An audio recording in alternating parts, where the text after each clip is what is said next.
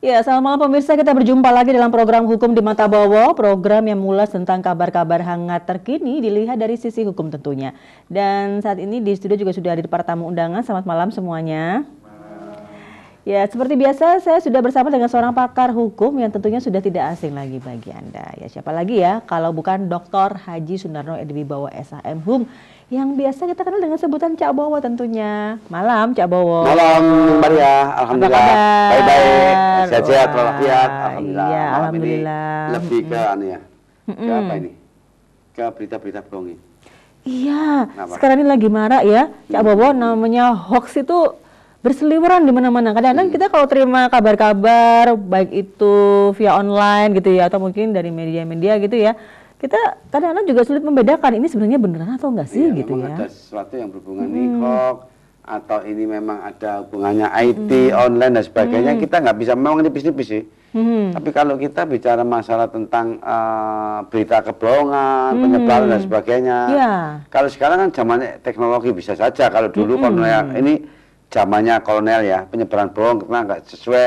Ya memang Undang-Undang Nomor 146. Nah, tapi ketika ada Undang-Undang IT, hubungannya dengan, kalau dulu sih 11 tahun 2008 IT ya, kemudian diganti lagi dengan 19 tahun 2016. Nah, kalau menurut ada dua persoalan nih, bisa ada kalau kena bisa nantinya primer dan subsidiar, bisa undang-undang dan atau IT, dari 146 atau IT, undang-undang 19 tahun 2016. Dikarenakan apa?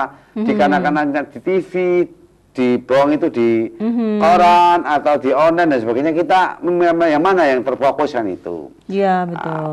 Apa bisa begini dengan adanya sudah di online, ucapan di mana. Sekarang ini kita melihat ini persoalan-persoalan hoax ini banyak yang mengupas ya. Karena betul. masyarakat ini hati-hati ya.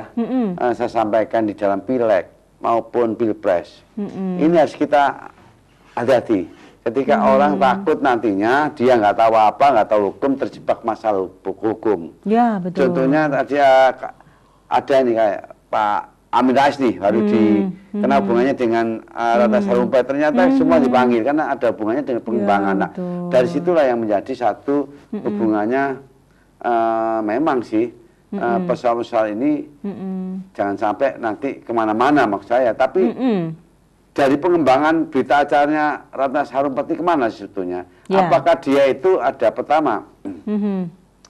Memang pidana itu ada dua, mensreanya, ada niatnya, tulusnya, ya, fatnya, ya toh.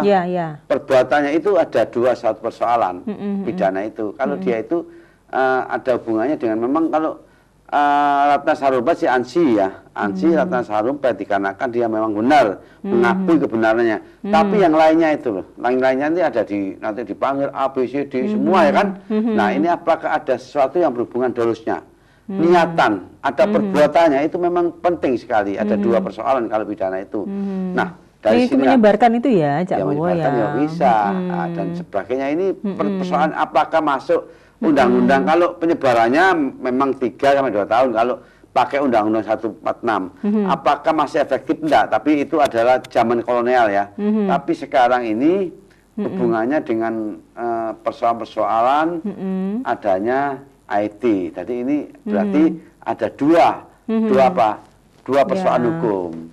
Iya. Nah, dilihat ya dulu dari tapi media penyebarannya ya. Masyarakat janganlah terkecoh atau terpesona dengan adanya sesuatu yang berhubungan adanya pakai ini itu nggak menguntungkan. Nah, dari sinilah kita bicara. Makanya saya sedih juga ya. Ketika Pancasila tercapek-capek Undang-Undang Dasar ini kembali lagi ke Pancasila dan Undang-Undang Dasar. Setiap pejabat apapun bentuknya kita tidak lepas dari Pancasila. Tentunya kalau pejabat nih, baik gubernur, baik bupati, baik wali kota, semua tidak lepas harus sesuai dengan Pancasila dan Undang-Undang Dasar. Nah, sampai seperti ini kalau sudah lepas kontrol akhirnya seperti ini, ternyata apa? Ada persoalan, ya toh, mana sini, panas sana, adu domba, adu ini dan sebagainya ya, adu-adu ya toh, akhirnya apa? Akhirnya menjadi satu persoalan seperti ini. Jadi orang memang kalau hal-hal ini memang yang menjadi satu persoalan ketika orang berkuasa A, B, C, D ini berbahaya sekali kalau kita itu nggak kontrol. Kita kembali ya Pak NKRI ya. Dan itu pun Ya makanya kalau ini yang menurut pandangan saya, katanya ini ya, saya ngutip dari Kiai Dahlan itu. Ya kita kembalilah, banyak bencana ya, Palu, kapan itu ada goncangan lagi. Itu adalah merupakan satu bagian pencerminan, harus hati-hati. Kalau pemimpin nggak benar akan terjadi seperti ini, makanya harus hati-hati. Ya. Saya juga berdoa ya, mengucapkan pada saudara kita yang di Palu, Donggala, Sigi, yang di Sumeneb baru-baru ini, dan yang di daerah lain. Ya, semoga yang amal ibadahnya nih, agar ini saya mengucapkan juga supaya diterima ya, turut di sisi yang baik dan ya khusyuk khotimah lah, kasihan juga persoalan. Semoga itu surga tempatnya itu. Kasihan kan kita. Dari situlah kita harus jangan persoalan ya. Ya hentikan sejenak masalah-masalah politik, tapi bagaimana kita ada prihatin masalah tentang tadi hubungannya dengan tsunami, gempa. Ya itu adalah cerminan. Kita merenungkan dulu bagaimana. Makanya kalau kutipannya dengan Kiai Dahlan nih, pendiri ya dari NU ini, bahwa ketika pimpinan ini ya toh memang nggak sesuatu bijak dan adil sebagainya, terjadi goncangan-goncangan ini menurut catatannya, maka kalau menjadi pemimpin itu memang harus benar-benar lah ikhlas ya, memang benar-benar dari hati, jangan dari A, B, C, D. Ini penting sekali sehingga nantinya tidak terjadi seperti itu. Lagi juga saya melihat nih, sampai di itu ada matahari, apa benar matahari 4, nah ini tapi ada kenyataannya, saya lihat Instagram dan itu ada. Tapi ini cerminan-cerminan. Tapi bisa dijelaskan secara ilmiah itu. Ya. Bisa dijelaskan secara ilmiah kok. Ada pakar yang bisa menjelaskan secara ilmiah. Kata Mbak Faria.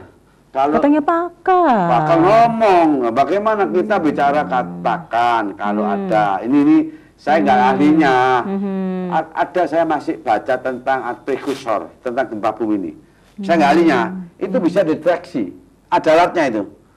Itu ada ketika ada tsunami dia kenceng dan itu bisa nanti dipakai sebagai salah satu masalah tentang perkuliahan ya. Untuk apa ya? Untuk menjaga seperti itu tidak ada. Jadi fokuslah. Jadi contohnya saya orang hukum, pakar hukum. Memang seorang dokter kan multidisiplin ya. Minimal kan saya tahu. Oh iya ya. Kalau ada seperti itu ya. Minimal dipakai sebagai salah satu studi tentang bagaimana tsunami itu. Nah ini kalau ada prekursor, ini saya baca prekursor itu ada ditancapkan di dekat pantai-pantai ini. Ya ini enggak terjadi apa, mungkin akan ada sesuatu yang berhubungan dengan kalau ada prekursor itu seperti ada radarnya, ada monitornya ini. Itu bagus, tapi nggak ada. Ternyata apa? Alasannya A, B, C, D, ilmiahnya gitu. Akhirnya apa? Yang kalau itu sudah bicara masalah, kita bicara masalah tsunami lagi ya. Itu adalah kalau sudah gendak Allah. Nggak bisa semua, lari kemana? Satu desa hilang semua, ya toh? Nah itulah. Ini ada satu renungan saja. Kembali lagi ke tadi, hati-hatilah. Kalau masalah IT, hoax dan sebagainya itu hati-hati. Dikarenakan apa? Dikarenakan sekarang ini berbahaya. Kalau IT itu atau lagi pakai handphone, Instagram atau ada sebagainya, atau itu janganlah. Kalau seperti ngolong-ngolong satu yang lain, lebih baik kita harus hati-hati. Dan itu orang nggak ngerti sehingga nanti terjebak masalah tentang IT. Kan ancamannya 6 tahun. 6 tahun ya. Bisa ditahan sesuai dengan pasal 21 gua bisa tahan. Contohnya Ratna Sarumpet, karena dia itu ancaman 10 tahun kalau 146, dia 13, 14, 15 tadi saya baca ya. Kalau itu juga bisa kena. Pasal 8 bisa kena ancam 6 tahun, jadi bisa ditahan. Hati-hati. Itu akumulasi atau gimana? Dipilih yang paling lama aja atau gimana? Akumulasi itu dalam begini ya. Kumulatif ya, akumulasi dan sebagainya itu bisa gabungin satu ANSI, Undang-Undang 146 bisa aja ada subsidiar dan primer dan subsidiar. Jadi kalau nggak kena ini. Jadi salah satu ya? Pembuktiannya agak susah itu. Salah satu ya. Ya pembuktiannya agak susah, tapi ya coba aja karena sudah ditahan, jadi nanti penyidik akan membuktikan. Tapi karena juga sudah mengakui kan, jadi ya lebih mudah kan untuk prosesnya ya Cak Bowo ya, harusnya begitu ya? Ya, memang sudah. Tapi perbuatan menghukumnya itu deliknya itu agak susah. Kalau saya, Maksudnya gimana, Cak? gini. Ini kalau ke jaksa ini kan masih penyidik bisa saja punya kuasaan. Perbuatan barang siapa dia melakukan perbuatan dengan unsur sengaja dan sebagainya dari situ ya. Ya. Jadi kalau unsur tindak pidananya ini masih harus diuji. Oh, tetap harus diuji walaupun sudah mengakui. Ya, mengaku diuji lah, mengakui itu mengakui karena ada tekan dan sebagainya. Tapi ya. Nantinya itu yang bicara apakah pertanyaannya itu bohong dan sebagainya nanti ya memang sesuai dengan pasal 183 kalau dua alat bukti cukup nih. Tapi kan harus diuji bagaimana nantinya. Perbuatan menghukumnya itu harus unsur tindak pidananya harus diuji. Dari situ nantinya. Nah, tergantung nanti jaksa yang bisa untuk mengajukan tentang hubungannya tentang nanti disidangkan itu. Jadi kalau polisi hanya oke, tapi nanti karena kalau sudah P21 tidak ada masalah, kalau enggak kan unsurnya terpenuhi enggak, tergantung dari jaksa. Kalau jaksa sudah memang terbukti, ya berkas sempurna baru dilimpahkan. Nah, pengujian bagi nanti pertama kali lah ini hoax ini berita bohong ini akan terjadi loh. Contohnya demikian. Ya. Contohnya nih, saya dipukuli, aduh saya kecewa badan saya enggak, terus siapa yang dirugikan? Yang dirugikan adalah pihak Sinten. Ya, pihak yang menjadi kambing hitam dalam tanda kutip kan gitu. Jadi begini ya, kan pembohongan publik juga kan bisa. Yang lapor sinten, lapor dia harus lapor, harus bertanggung jawab. Orang yang lapor orang yang dirugikan. Saksi itu pertama saksi nih, yang mengalami, yang mengetahui, yang mendengar saksi. Sesuai dengan pasal 26 KUHP, pasal 1 ke 26. Tapi apakah ini bisa enggak? Nah ini yang menjadi pedoman siapa yang nanti yang lapor itu. Tapi kan kalau sudah, walaupun tidak tergantung dari yang lapor nih Cak Bowo, tapi karena menimbulkan kegaduhan publik itu, apa nggak ada pasalnya? Unsur-unsur tindak pidana itu harus dipenuhi. Kenapa saya katakan unsur-unsur tindak pidana dipenuhi? Dikarenakan siapa yang dirugikan? Loh, ini contohnya nih ya. Maaf dan sebagainya belum tentu harus diuji dulu. Jadi siapa yang dirugikan dulu? Ketika saya ngomong bahwa saya ini dipukuli orang, orang siapa? Orangnya jelas, orang hutan, Makua. Kan gitu toh. Nah, orang nggak ada seorang siapa kan harus orangnya dipukul, ngomong dipukul tapi nggak dipukuli kan. Nah, apakah itu unsurnya nanti terpenuhi enggak? Jadi yang itu adalah katakanlah ya, brengsek gitu. Saya ini brengsek tapi saya sendiri brengsek. Apakah saya bisa dipidana? Ya. Pokoknya orang yang dirugikan. Nah, orang yang merasa ada dina, orang yang merasa dicemarkan, nah orang yang bohong terjadi sara, itu baru terpenuhi. Sara apa? Bahwa dengan adanya kata-kata saya sebetulnya dioperasi, ternyata saya dipukuli, kan begitu. Itu omongan. Apakah nanti menimbulkan suatu sara? Baru nanti pasal 28-nya. Iya kan? Jadi ini susah, kalau sekarang itu susah. Kalau zamannya dulu memang ya namanya kolonial ya, masih zaman itu masih zaman kolonial itu kan masih ada di KUHP, tapi sekarang ini sudah menjadi teknologi yang begitu sehingga nantinya penerapannya ini agak susah menurut pandangan saya, tapi itulah nanti akan salah benar nanti pengadilan. Itu masih diduga dan disangka, masih ada dugaan. Jadi istilahnya penghambatnya itu bisa jadi dari delik aduan itu ya? Siapa yang merasa dirugikan gitu ya? Bentar. Ada persoalan nih. Kalau kita bicara KUHP sekarang ini, 24 dan 25 KUHP, ada delik, ada delik aduan, nah ada pidana murni. Nah ini masuk delik atau pidana murni? Kalau pidana murni ada orang yang dirugikan, modelnya. Kalau delik ada pengaduan, nah ini harus kita kita ketahui sepakat yang mana. Kan kita kembali ke gua.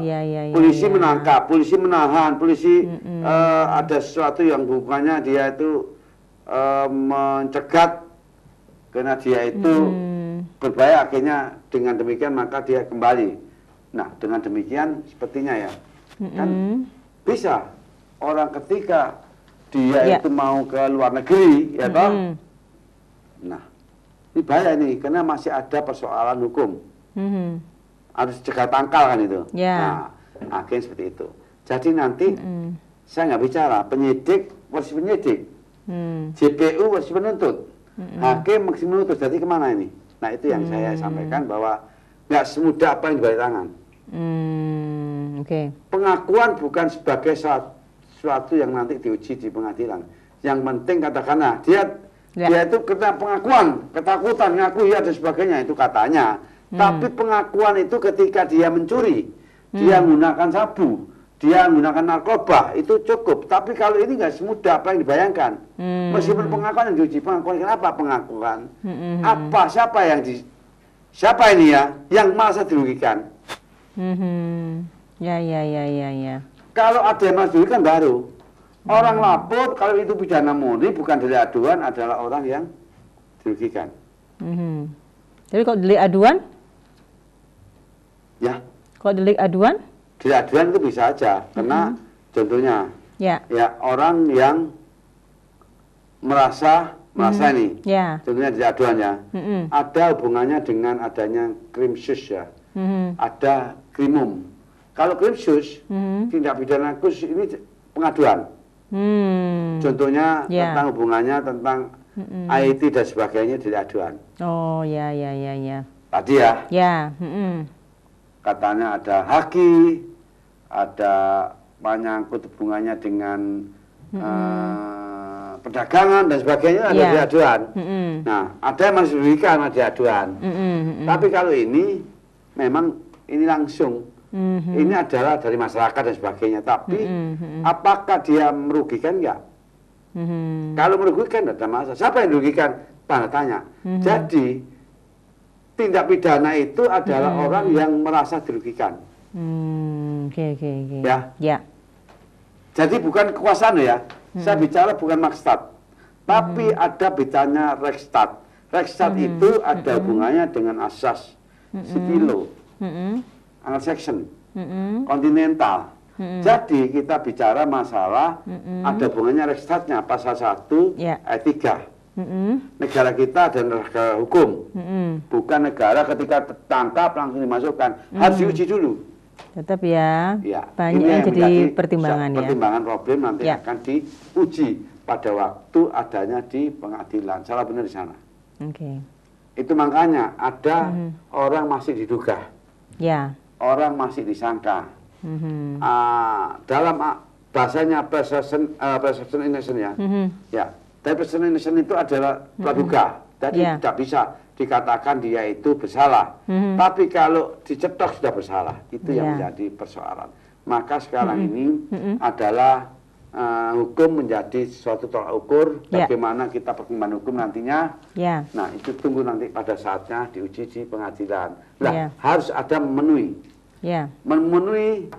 ada alat bukti.